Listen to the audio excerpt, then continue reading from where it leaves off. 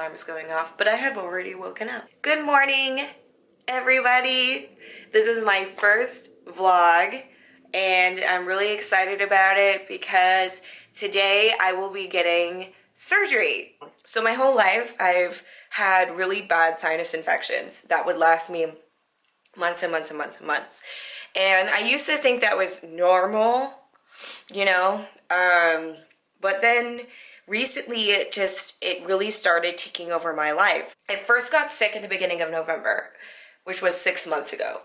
And basically I got a really bad sinus infection. It was like one of those moments when I looked back on life and I haven't been able to do the things that I love because I'm always congested. So first of all, I always have a headache. It's right here. Secondly, my nose is always running. So constantly have to blow my nose. It doesn't really help anything, but I still have to blow it. Third thing, this is the one that like pushed me over the edge and I was just like, I don't want to deal with this problem anymore. So I get this really bad postnasal drip. I have constant mucus that is dripping down the back of my throat. I'm sorry, I'm really trying to not cough, but the postnasal drip is really bad right now. Okay, so I have this constant postnasal drip that's down my throat, and you can imagine it gets stuck in there. It stopped me from eating certain foods, like anything with yeast or cheese, like anything that's gonna increase the swelling, I had to stop eating. Alcohol, when I drink alcohol, like maybe 10 minutes after, I feel a ton of mucus in my throat and I have to deal with that the whole night. And it creates this like constant burping. So like I have like a burp in my throat all the time. It's really, really annoying. And so every time I would drink alcohol, I would drink like 2 drinks and I would have to throw up because I would get so much mucus down my throat that I had to like gag it out. Mind you, I've had to do this many times sober. The last time I had to make myself throw the mucus up was last Friday. It's stupid. And I've gotten used to it, and then I kind of realized, I was like, this is not normal. Like, I should not be having to do this to like live my daily life. Stopped working out, I stopped going to the gym, you know, I stopped doing anything outside, like going hiking, which I love to do because I didn't want the pollens and the dust to get in my nose and make me congested. I stopped visiting my family because they have cats and I'm allergic to cats, and I didn't want to get congested because I'm still sick. It's really difficult for me at work to like be as efficient as I can be because I'm constantly tired.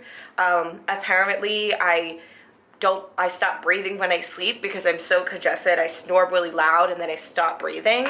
Really all I was doing was just going to work and coming home because that's all that I have the energy for. And I've been barely managing just to squeeze out 1 makeup video a week. And I do it when I'm like, okay, today I don't feel as congested, so I'm gonna do a makeup video. And it's like, I don't wanna have to plan my life like that. You know, I don't want to have to plan around like when I don't feel congested. I should be able to do this every day. And like I want to be able to do the things that I love every day, but I'm like unable to because I feel like crap. So I started actually getting really bummed about it as well. I've like really kind of started avoiding everybody. I'm not seeing any of my friends.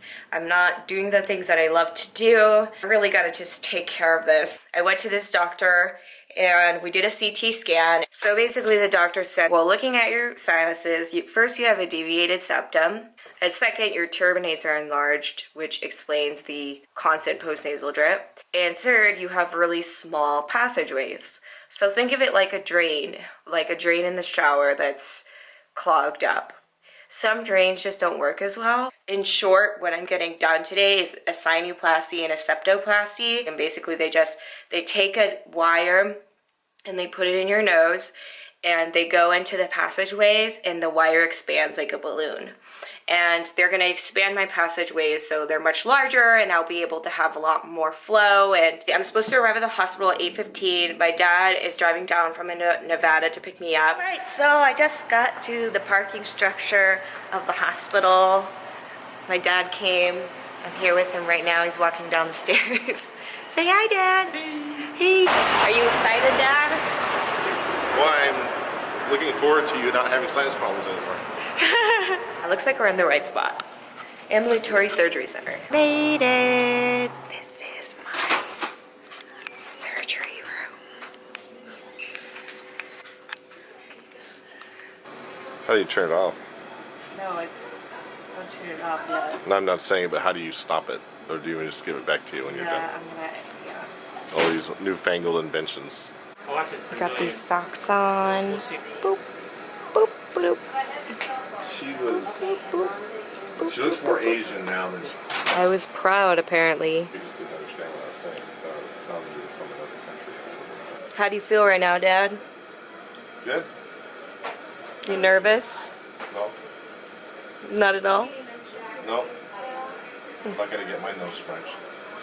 They said I had a high heart rate earlier. Oh, really? Well, my heart rate's always high because I have anxiety. Yeah, it's around like 110-ish. Really? Is that always that high? My heart rate is like always high.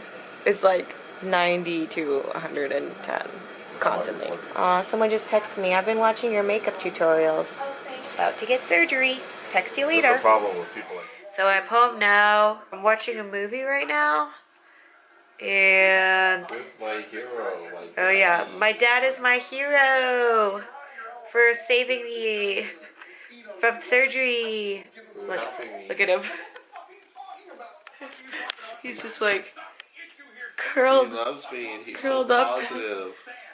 So long story short, my surgery went well. I woke up a few hours later and it felt like someone punched me in the nose 57 times. But that's okay. And they didn't tell me that, like, beforehand that I was supposed to only eat, like, pudding-like foods today. And so we had to go to Whole Foods and get a bunch of, like, lactose-free vegan puddings and ice cream because I'm lactose intolerant. And I went in like this, and this was right after my surgery, so I had, like, blood all over here. And everybody was just, like, staring. Other than that, the beginning was really easy. The nurses were really nice. They made me feel comfortable. So anyway, I'll stop talking now because I have this like gross thing on my face. Hey guys, it's day 2. My nose is really stuffy. Blood's still coming out of my nose, but it's okay. I'm watching House of Cards. Now I'm just super congested. Gotta go to the doctor on Tuesday to get all the mucus sucked out. Hey everybody, it's day 3. I'm feeling a lot better today.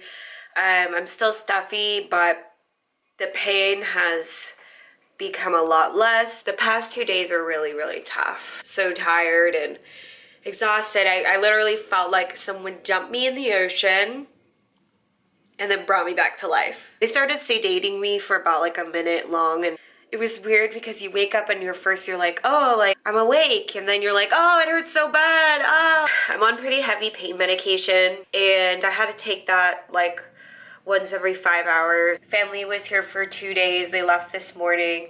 My girlfriend Udos came and visited me last night, so that was really nice. I'm a little bummed still just because the guy that I was dating dumped me. That's pretty lame, especially to do before my surgery. I've received a lot of nice messages from my friends just wishing me well and stuff, so that was really nice. Really exciting, really happy that I did this. I still can't believe that I got surgery.